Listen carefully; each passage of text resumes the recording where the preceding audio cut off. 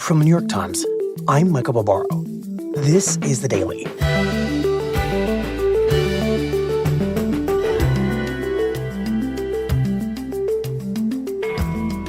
In a dramatic vote on Tuesday, Congressional Republicans overwhelmingly approved a bill that President Trump spent months trying to kill that will now force his administration to release all of its files related to Jeffrey Epstein.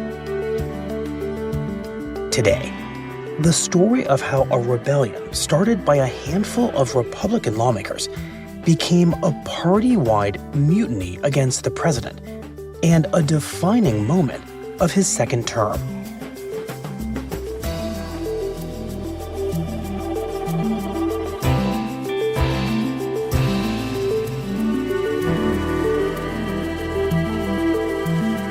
It's Wednesday, November 19th.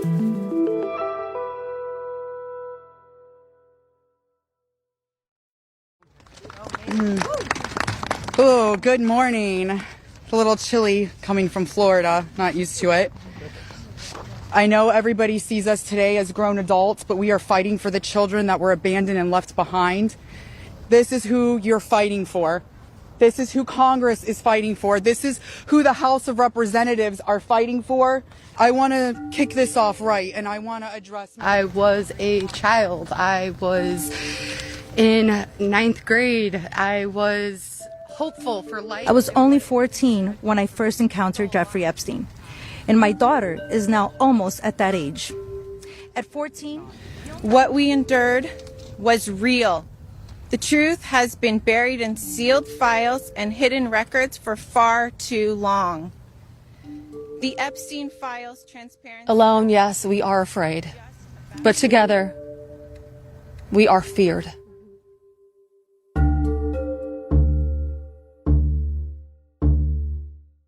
Emotionally, this process has been distressing.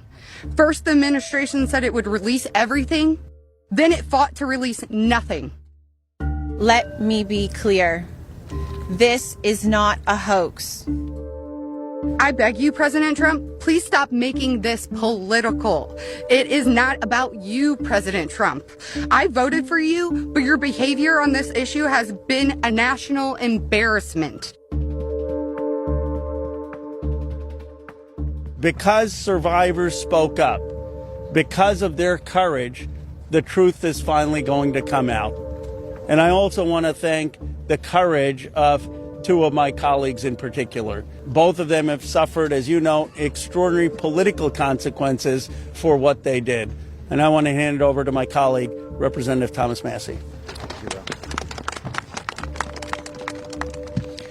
I want to start by thanking the survivors. I mean, they're giving everybody hope in this country. We're going to get justice for them. That's going to happen today in the People's House. We had long odds, but we had some brave women on the Republican side. They were pressured in ways that you cannot even imagine, and they stood strong. My colleague Marjorie Taylor Greene is one of them who's here with us today. these women have fought the most horrific fight that no woman should have to fight, and they did it by banding together and never giving up. And that's what we did by fighting so hard against the most powerful people in the world, even the President of the United States.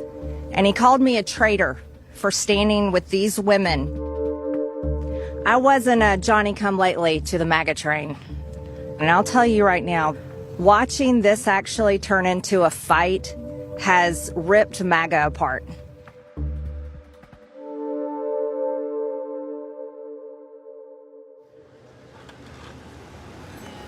It's about 10 a.m. on Tuesday morning. We are standing outside the U.S. Capitol, where this really emotional news conference is now wrapping up. And it featured victims of Jeffrey Epstein and this bipartisan group of lawmakers, Republicans and Democrats, who have forced the Trump administration to back a measure that would require it to release all of its Epstein files, something President Trump has fought tooth and nail.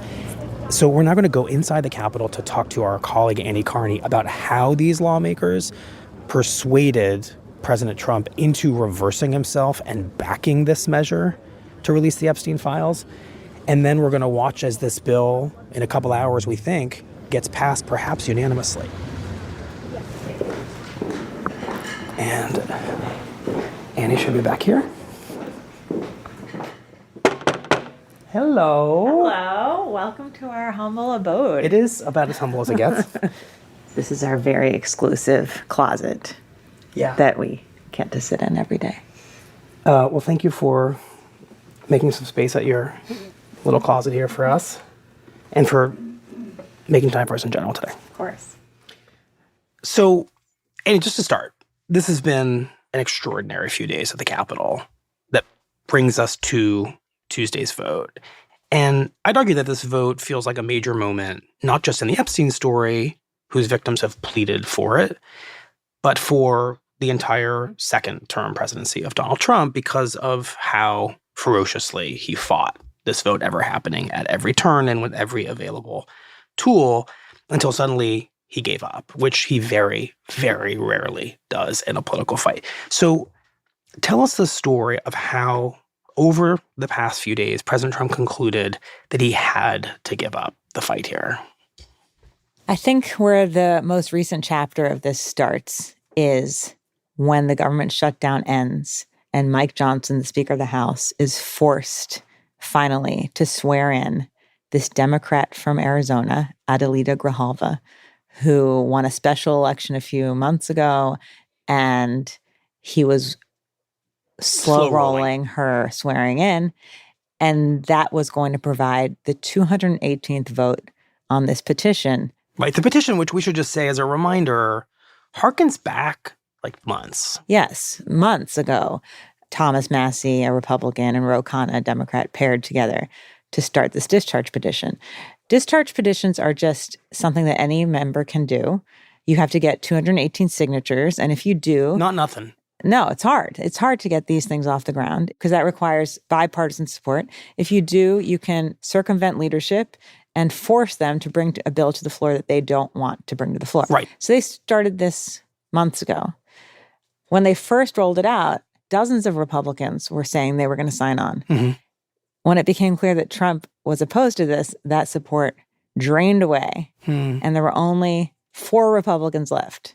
Thomas Massie, who was the leader of the movement, and 3 women, hardcore MAGA Trump loyalists, Lauren Boebert, Marjorie Taylor Greene, and Nancy Mace. Right, some of the biggest names in the MAGA movement, kind of the neon-like names of it. These are like the rare House members that regular people who don't follow this all the time might know these names. And know to be exceedingly loyal to President Trump. They say, we will stick with this petition.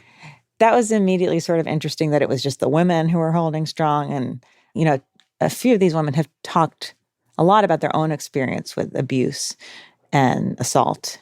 Nancy Mace has, Lauren Boebert has, Marjorie Taylor Greene has not. But they were driven by personal reasons and made that clear. But still, it was a question mark of if Donald Trump continues to pressure them, and he was, would they stick or would they try and remove their names? Right. So let's get back to the part of the chronology where suddenly, because this Congresswoman-elect is finally sworn in, their votes really matter. Right. With Adelita Grijalva, it has exactly 218. And the pressure really intensifies on Boebert and Mace and Greene. Trump personally calls Mace and Boebert and is pressuring them himself. We learn that Lauren Boebert is invited in to a meeting in the Situation Room with Pam Bondi, the Attorney General, and Kash Patel, the FBI Director, for a briefing on Epstein-related matters. Wow. Which is just kind of unheard of, to sit in that room with one member of Congress. Right. This is a room, the Situation Room, that, I mean, we regard it cinematically as the place where the Cuban Missile Crisis is being overseen and where bin Laden's killing is being watched by Barack Obama and Hillary that famous Clinton. photo that we all have seen. So they bring Boebert into that room, of all rooms, and presumably make the case to her that she should not remain a signatory to this petition. Right. I mean, we don't know exactly what was said in the room, but Lauren Boebert's probably never been in the Situation Room. Just the whole staging of this was clearly, you know, shock and awe of the treatment she's getting in this moment when she's a critical vote. But it doesn't work. she does not remove her name from the petition. Mm-hmm. And in fact, the extreme pressure campaign on her actually made her dig in more. She started to get even more conspiratorial about why they were so adamantly opposed to this. And an interesting dynamic that unfolded during the shutdown was Mike Johnson recessed the House for a month. So Right. all these members were home. And what I heard is Lauren Boebert, Nancy Mace, Marjorie Taylor Greene, all they heard from constituents for a month was, "You're brave. Hold the line.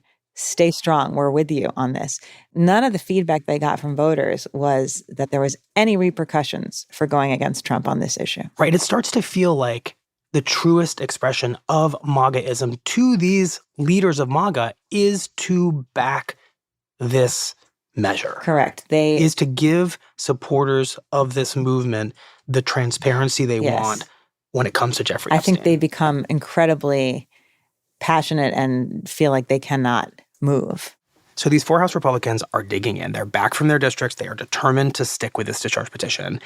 And it feels worth saying that at this point, because the 218 signatures are on that petition, and this is going to keep moving forward, it's eventually going to become a bill on the floor of the House, that Trump is now asking the entire House Republican caucus to make an impossible choice because, and correct me if I'm wrong, Annie, he is asking them now to hold the line against this bill. He's like, sure, maybe we've got this discharge petition, but everybody else needs to stay with me, which means he's asking them to choose him over the victims of Jeffrey Epstein. It's the ultimate Trump loyalty test. Totally. I mean, this was shaping up to be a terrible vote for Republicans.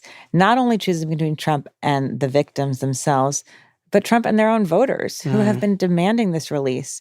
So after Grijalva is sworn in, it's just a matter of what day Mike Johnson is going to schedule the vote because it's an inevitability at that point. Right. And he decides to do it rather quickly and just get done with it.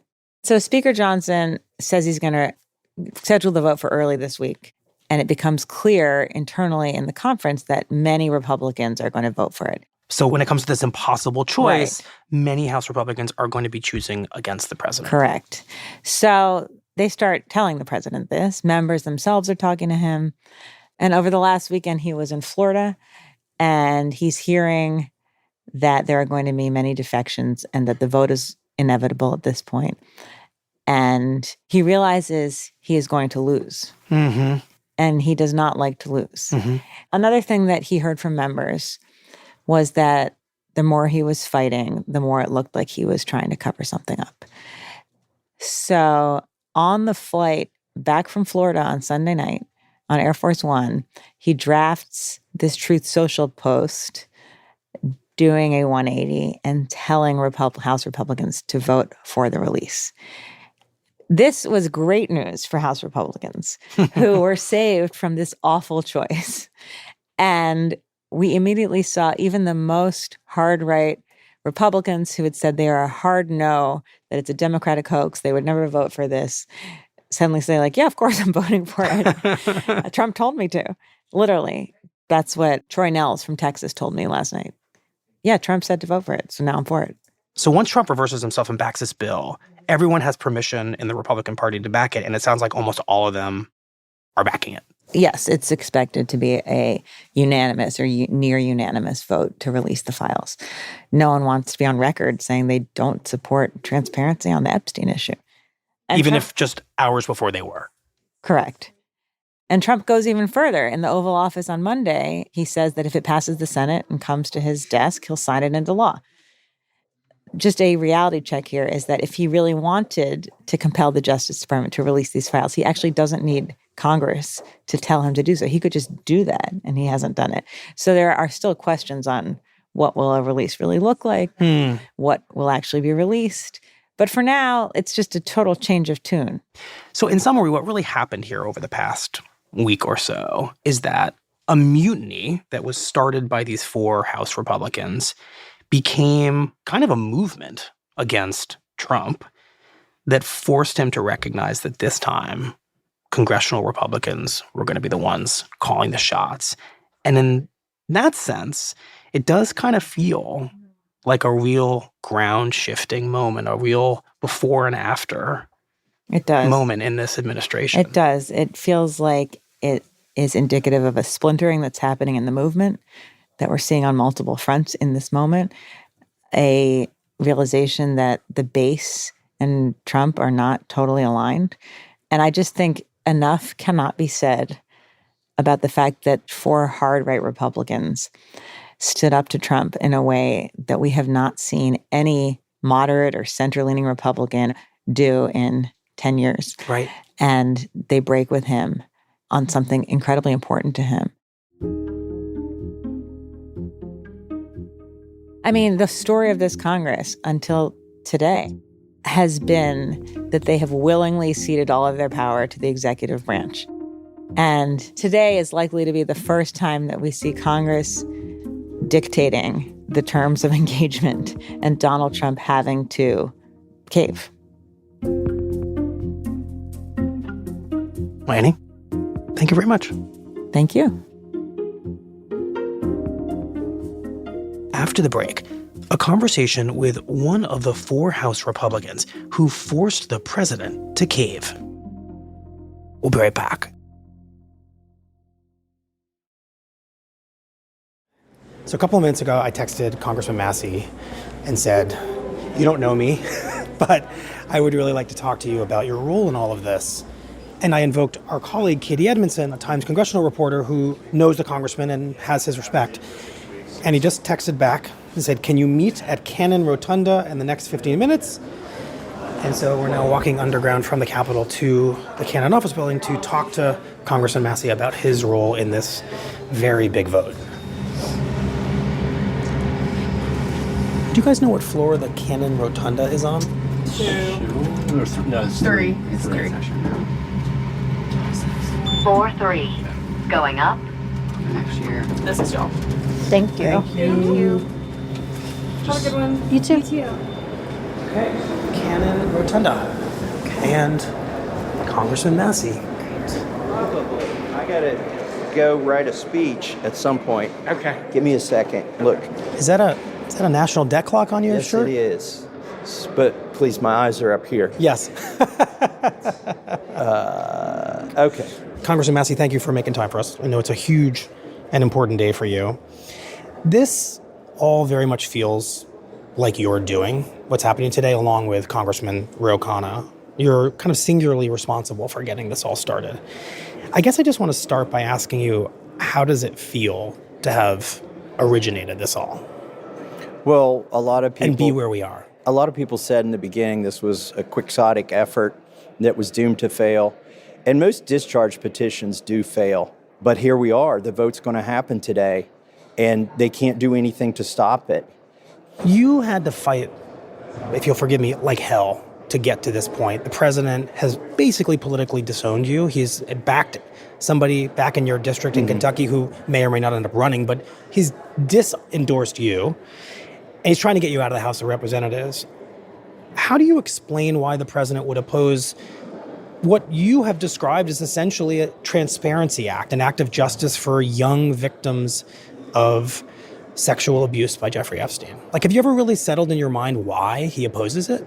He's been, until this week, tenacious in his opposition. It makes you wonder if he's worried about himself. But I've always maintained that he's probably not criminally implicated in these files, that he is taking up for friends and donors of his and people who were in his social circle in the 90s, long before he was president, and people who may be giving him money now. My friend You Ro think he is Khanna, covering for some... Oh, absolutely, absolutely. These are people that he knew. He claims, and there's evidence to this, that he disavowed his relationship with Jeffrey Epstein at some point. But he has colleagues and friends who did not, and donors who did not. They're what my colleague calls the Epstein class. Rich, elite, connected individuals who always have thought they're above the law, and if they ever get in trouble, they'll just buy a politician. And in my district, they're trying to buy a politician. To the degree that this has become a political story versus what you've always seemed to want it to be, which is a story of victims and documents becoming public, it feels like it's become the story of you all making an end run around the president when he fought this, and Congress, in a very real sense, rebalancing power that it has ceded over the past year to Trump and to the executive branch. Is that how you see this? Is this an overdue correction? It is an overdue correction. Of power balance? But, it's the House that has ceded the authority to the president. The president didn't come and... Your House, your party. Yeah, Speaker Johnson. The president isn't acting outside of the Constitution. He is getting the Congress to do nothing in the face of what he does. And I wouldn't say this is a victory for the Speaker of the House, because he has been fine with doing whatever the president wants to do. So who's it a victory for? It's a victory for the people who exerted enough pressure on the members of Congress that I think they went to the Speaker and to the president and said, we can't do this. You can't make us vote against victims of sex trafficking. And ultimately, the president and the Speaker can do math. They saw they were going to lose this vote. And then they backed it. And then they decided to back it. If there's a cost to this all, I think your colleague, Congresswoman Marjorie Taylor Greene, just identified it out there at that news conference. She says this is ripping MAGA apart. Do you agree with that? And to the degree that you do you feel badly about that? Or is it just the cost of forcing the president to reckon with what the people want here? If there's a cost, it's self-inflicted by the president. He disavowed and disowned the portion of his base that wanted these Epstein files released. He said, you're no longer one of my friends if you want to release these files. And I think that's when he lost a large degree of support. It's hard to say he's getting bad advice. Some of the things that he's done that we don't agree with on the Republican side, we've chalked it up to bad advice. But at some point, he's accountable for his own statements. Self-inflicted wound to MAGA from the president is what you're saying. It's clear as day. That's what happened. I'm glad now that he's joining the effort. Let's just make sure that they don't derail the effort some other way.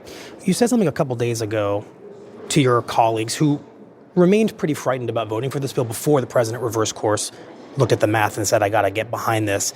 You said that the president's endorsement in your district, sure, that's going to help you in your district in the next cycle, but the memory of this vote is going to live a lot longer than the president's legacy or his political influence.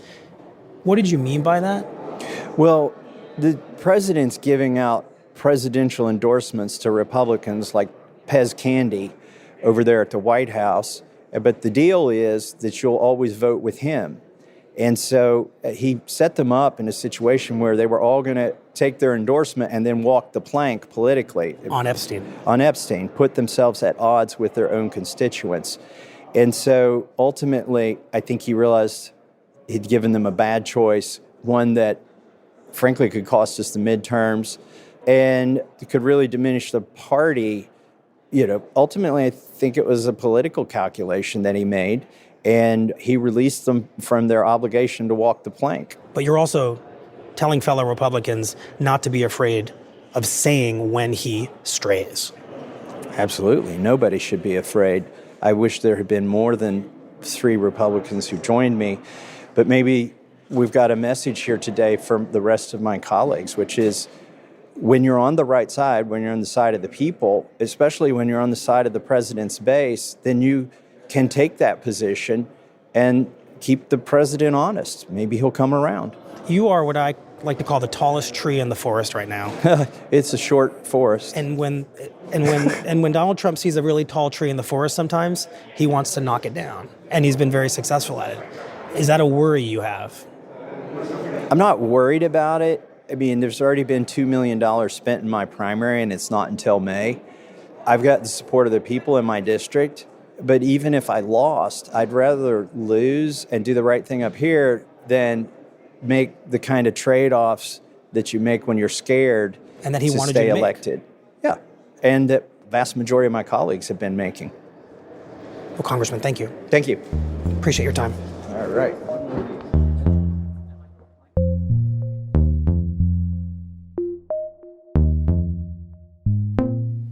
Gentleman from Kentucky is recognized. Mr. Speaker, today's an extraordinary day in this chamber. If my colleagues will vote for this measure, we'll see justice triumph over politics. Truth will triumph over deception and obfuscation. Transparency will... The gentlelady from Georgia is recognized for 5 minutes. Thank you, Mr. Speaker.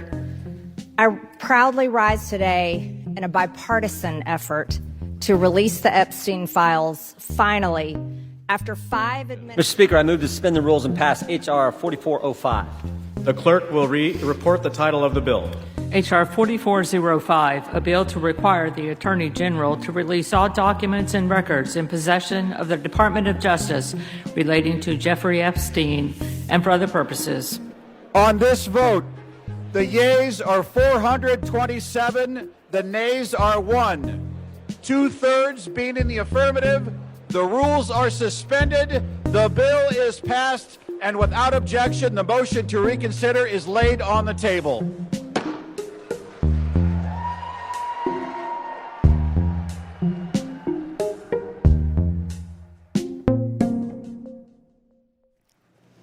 So the voting in the House is now officially over.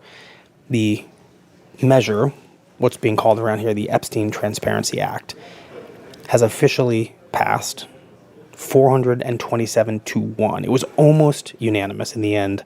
A single House Republican voted against it. And now that it has passed, we wanted to talk to one of the smartest minds on Washington here at the New York Times, Karl Hulse, to make sense of what this vote means well beyond Epstein and really even just this moment. Karl, just walk us through how you're thinking about the vote that just happened today in the biggest possible context. Yeah, I think what we're seeing is not just with this vote, but with some other developments, the glimmers of lame duckism for President Trump. Just explain that. So in my experience, generally, the lame duck status for a second-term president comes after the midterm election, and they generally lose. Which is a year out from now. Right, which is they generally lose, and everyone goes, oh, they're done, right? It's coming a little earlier because the election earlier this month, resounding Democratic victories, bigger than we anticipated, and up and down the ballot. And I think this is being processed in real time by members of Congress. And I think Thomas Massie said something interesting about this. He said, this vote is going to be remembered longer than Trump's in office. You're literally you're reciting the line that I recited back to him today because it felt very memorable.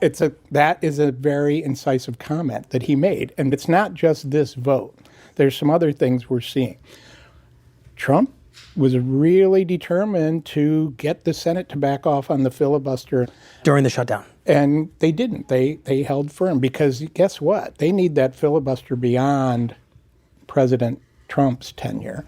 That's a case of seeing beyond Trump. Right. I think the redistricting in some of these states are resisting Trump, even though, there's we're trying to do it. You're talking about, for example, Indiana. Where the president went to them and said, okay, it's your turn, rewrite the districts there's reluctance for me. Because these are longer term things. And to me, it's important to note, people thought that Trump is a totally different politician and he's not vulnerable to the things that we saw. Right, that lame duckness would be obsolete. Right, that he's never going to be a lame duck because of his use of the bully pulpit as a real bully, right?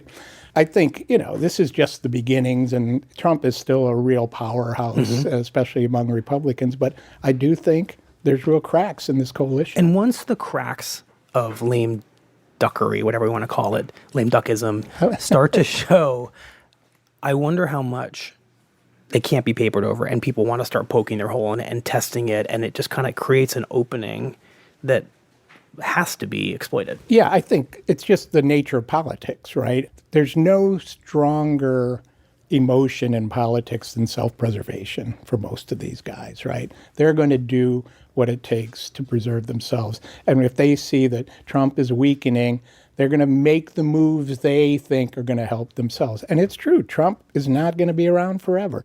Right, and for the longest time, self-preservation for a congressional Republican meant only one thing. It meant doing what Trump wanted. And now, what you're describing is self-preservation starting to necessitate breaking with him. Right. I think you're exactly right. And I think we'll start to see more of this. It'll be gradual, but I think the trend is in that direction right now. The fear of Trump was paramount on Capitol Hill for Republicans. That drove everything. Now they're starting to have a little fear of voters, and that can make a difference how they align with Trump.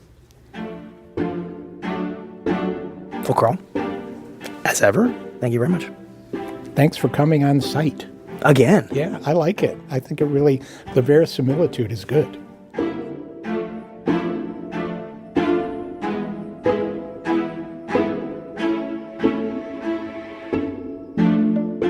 On Tuesday night, not long after we spoke with Carl, the Senate moved quickly to call a vote in support of the Epstein bill, which now puts the bill on track to pass the Senate by Wednesday morning. If that happens, the bill could be signed into law by President Trump by the end of the day.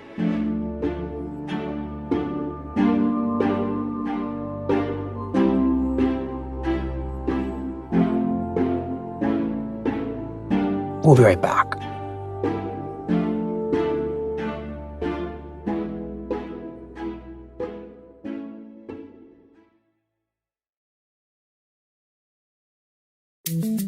Here's what else you need to know today.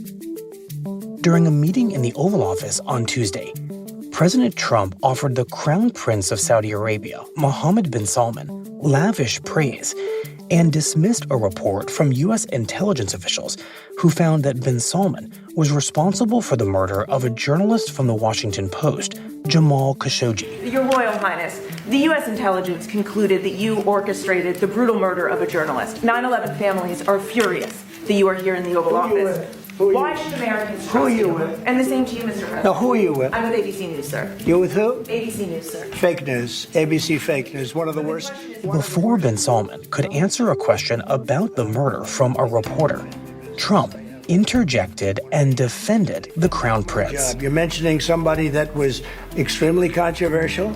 A lot of people didn't like that gentleman that you're talking about. Whether you like him or didn't like him, things happen.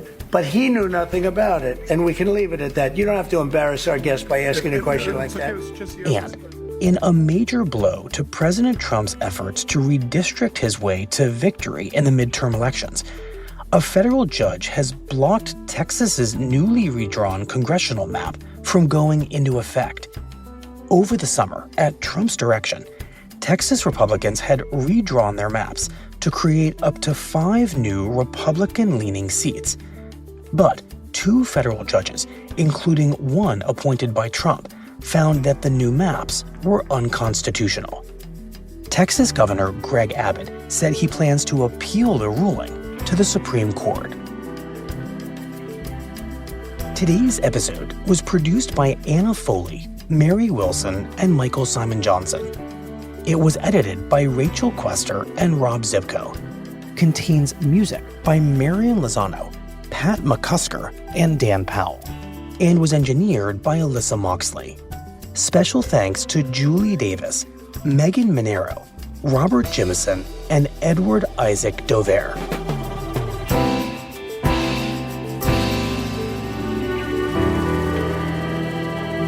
That's it for the Daily. I'm Michael Barbaro. See you tomorrow.